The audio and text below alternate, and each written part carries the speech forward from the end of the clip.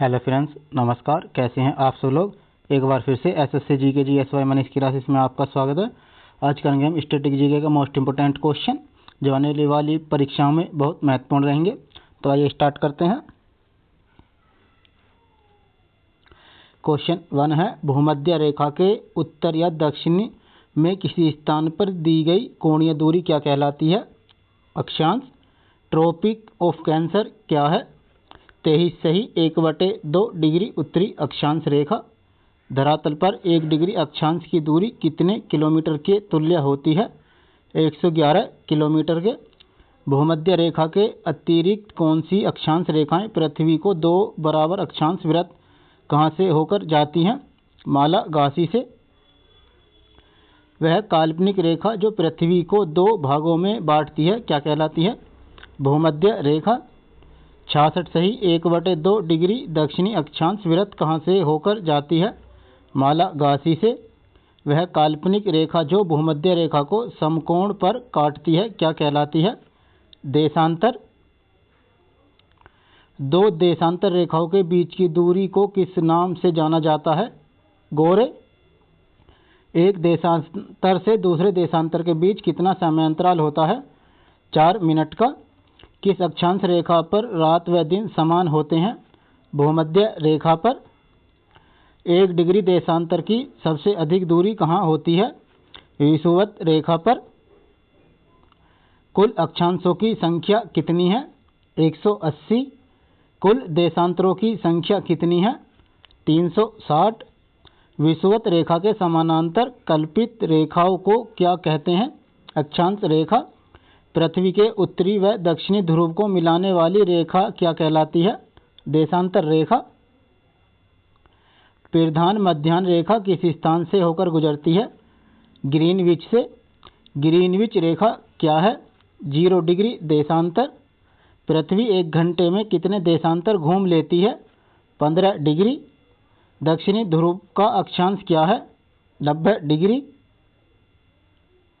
2 स्थानों के देशांतर में 1 डिग्री का अंतर होने पर उनके समय में कितना अंतर होगा। 4 मिनट का। विश्व का कौन सा नगर भूमध्य रेखा के सबसे निकट है। सिंगापुर।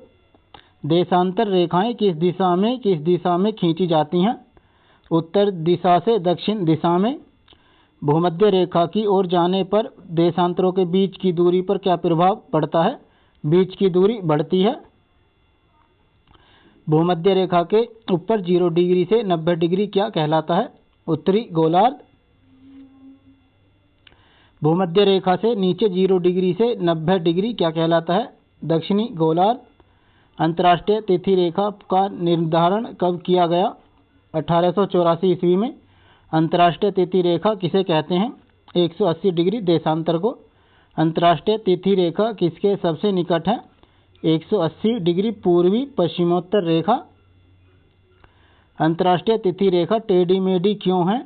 समय और तिथि के अंतर को समाप्त करने के लिए। उत्तरी प्रशांत महासागर में अंतर्राष्ट्रीय तिथि रेखा के विचलन का क्या कारण है। एल्यूसियन द्वीप समूह।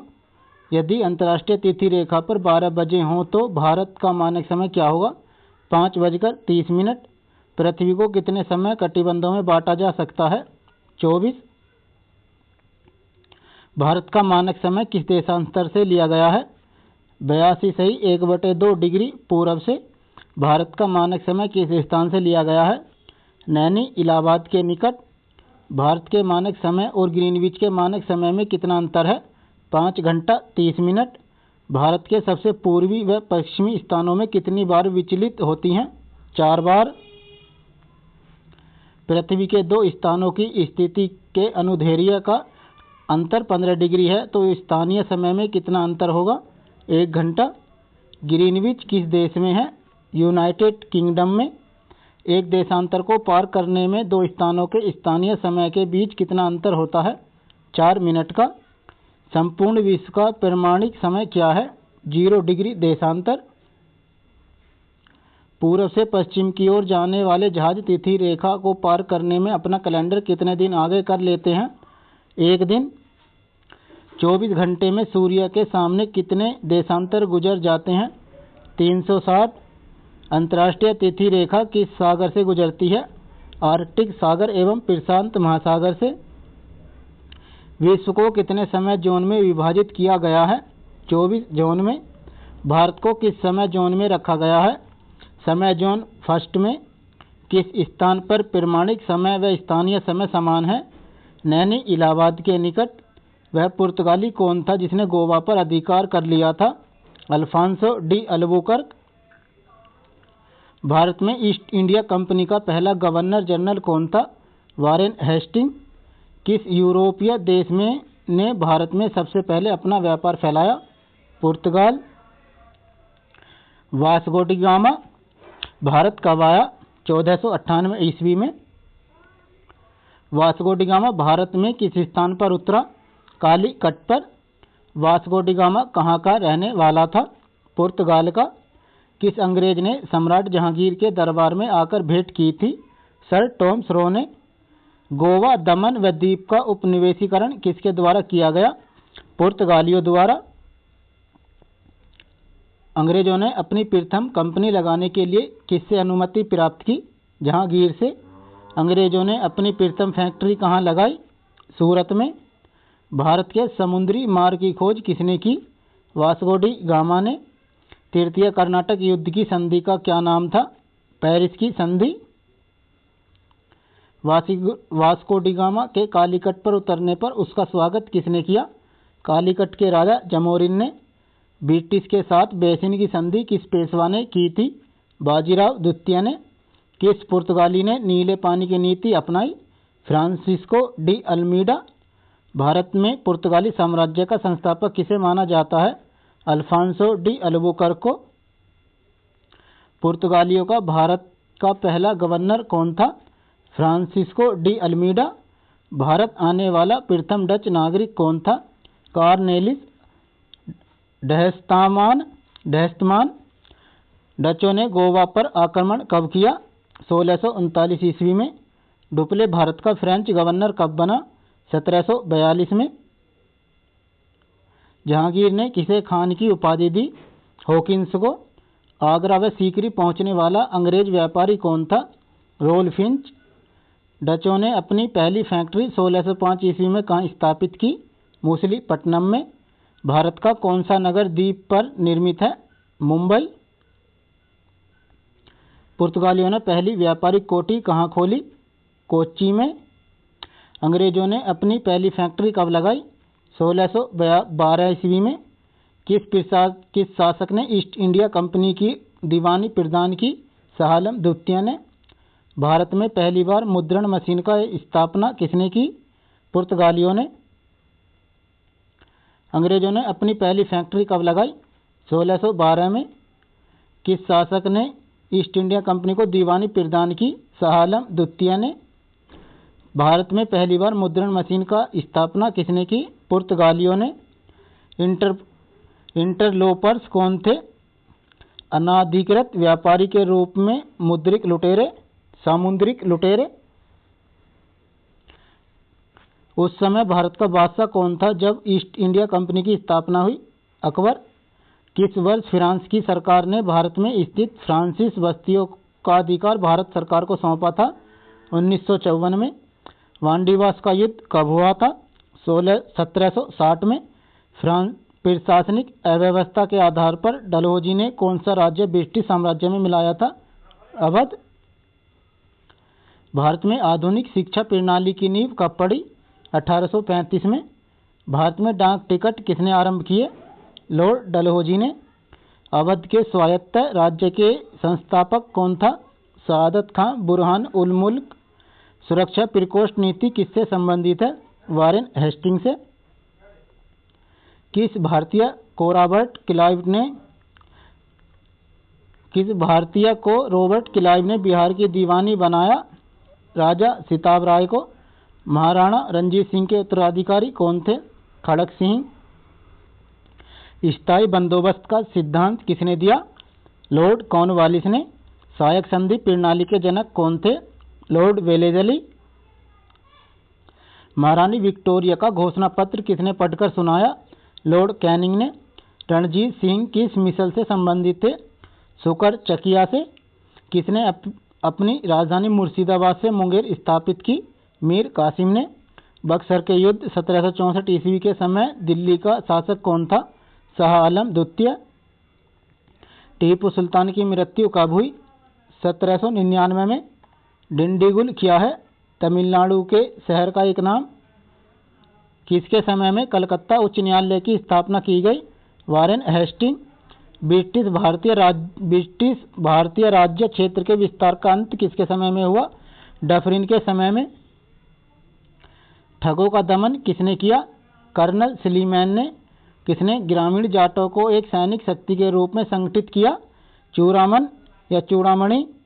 किस जाट राजा को जाटों का अफलातून एवं आदरणीय व विद्वान व्यक्ति कहा जाता है? सूरजमल को।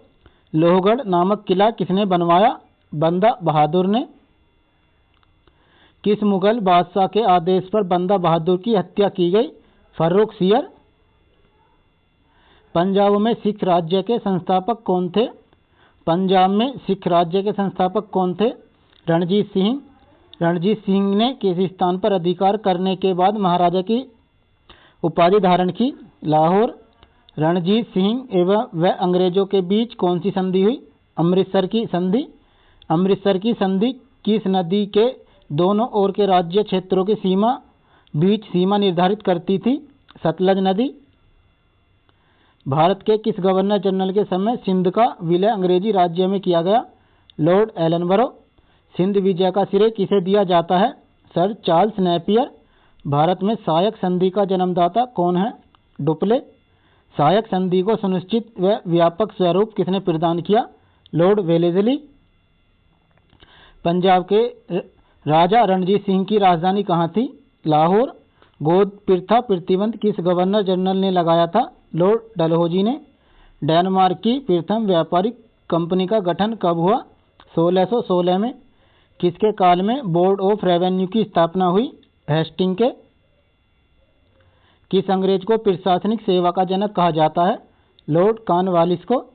कलकत्ता में स्थित फोर्ट विलियम कॉलेज की स्थापना किसने की? लॉर्ड वेलेस्ली ने। टैसी एक्ट या काश्तकारी अधिनियम कब लागू हुआ? 1822 में। बैरकपुर में सैन्य विद्रोह कब आरंभ हुआ? 1824 में। किस गवर्नर जनरल का कार्यकाल शिक्षा सुधारों के लिए माना जाता है? William Bentinck.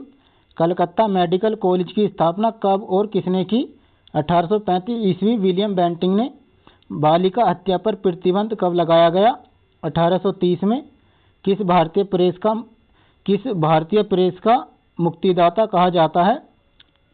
लॉर्ड चार्ल्स मेंटकॉफ को। इनाम कमीशन की स्थापना किसने की? लॉर्ड डलहौजी ने। किस कर व्यवस्था के अंतर्गत किसानों से उपज का 50% वसूला जाता था? रैयतवाड़ी व्यवस्था। नरबली प्रथा का अंत किस गवर्नर के काल में हुआ? अर्थव्यवस्था पर। भारत से ब्रिटेन की ओर संपत्ति के अपवहन का सिद्धांत किसने प्रतिपादित किया? दादा भाई नौरोजी ने।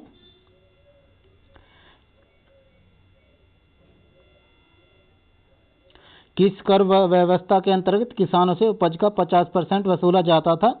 रैयतवाड़ी व्यवस्था। नरवली प्रथा का अंत किस गवर्नर के काल में हुआ? अर्थव्यवस्था पर। भारत से ब्रिटेन की ओर संपत्ति के अपवहन का सिद्धांत किसने प्रतिपादित किया? दादा भाई नौरोजी ने। भारत में टेलीग्राफ लाइन किसके द्वारा शुरू की गई थी? कलकत्ता व आगरा के बीच। भारत में पहली सूती वस्त्र मिल कहाँ स्थापित की गई? मुंबई में। भारत में अंग्रेजों की लूट किस महत्वपूर्ण घटना के बाद शुरू हुई? प्लासी के युद्ध के बाद। भारत में प्रथम रेलवे लाइन किसने बिछवाई? जॉर्ज क्लार्क ने। भारत में ब्रिटिश भू राजस्व प्रणाली का अधिक लाभ किसे प्राप्त हुआ? जमींदार। किसके द्वारा बंगाल व बिहार में स्थायी बंदोबस्त का शुभारंभ किया गया? Lord Cornwallis.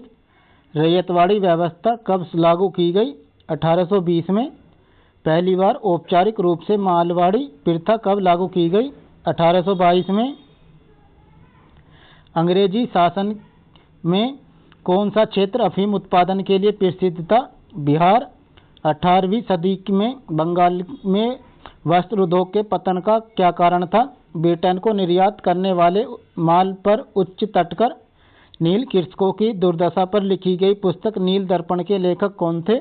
दीनबंधु मित्र। नील कृषकों की दुर्दशा पर लिखी गई पुस्तक नील दर्पण के लेखक कौन थे? दीनबंधु मित्र। अंग्रेजों द्वारा प्रथम कहवा बागान कहाँ लगाए गए? वायनाडा जनपद में। भारत में अंग्रेजों के समय प्रथम जनगणना किसके कार्यकाल में हुई? लॉर्ड मेयो के। सर टॉमस मुनरो किस भूराजस्व बंदोबस्त से संबंधित है? रैयतवाड़ी बंदोबस्त से। स्थायी बंदोबस्त के तहत जमींदार को पूरे राजस्व का कितना प्रतिशत राज्य को देना तय हुआ? 89%। भारत में भारतीय द्वारा 1881 ईस्वी में स्थापित तथा उनके प्रबंध में चलने वाली समिति देयता का प्रथम बैंक कौन सा था? Awadh commercial bank. अंग्रेजों द्वारा पहली बार स्थायी बंदोबस्त कहाँ लागू किया गया? मद्रास प्रेसिडेंसी व बम्बई प्रेसिडेंसी में। भारत में इस्पात का उत्पादन सर्वप्रथम कब शुरू हुआ? 1913 में। रेल विभाग के लिए पृथक रूप से रेल बजट कब आरंभ हुआ? 1924 में। भारत में विकेंद्रीकरण का शुभारंभ किसके समय में हुआ? Lord Mayo. भारत और इंग्लैंड के आर्थिक हित प्रत्येक क्षेत्र में कराते हैं, यह किसका कथन है? जवाहरलाल नेहरू का। Poverty and un British rule in India के लेखक कौन है? दादा भाई नौरोजी। भारत में आधुनिक उद्योगों की स्थापना कब प्रारंभ हुई? 1850 में। भारत में रेलवे की स्थापना को आधुनिक उद्योग की अग्रदूत जननी की संज्ञा किसने दी? कार्ल मार्क्स ने। भारत में पहली पटसन मिल कहाँ स्थापित की गई? रिसरा बंगाल में। सर्वप्रथम लोहा इस्पात उद्योग की स्थापना कहाँ हुई? बिहार में। फ्रेंड्स, वीडियो कंटेंट अच्छा लगा तो चैनल को सब्सक्राइब कर लें और अपने दोस्तों को भी शेयर कर दें और बेल आइकन बटन को ऑन कर लें ताकि ऐसे नए वीडियोस मिलते रहें और आपकी तैयारी बेहतर होती रहे। धन्यवाद।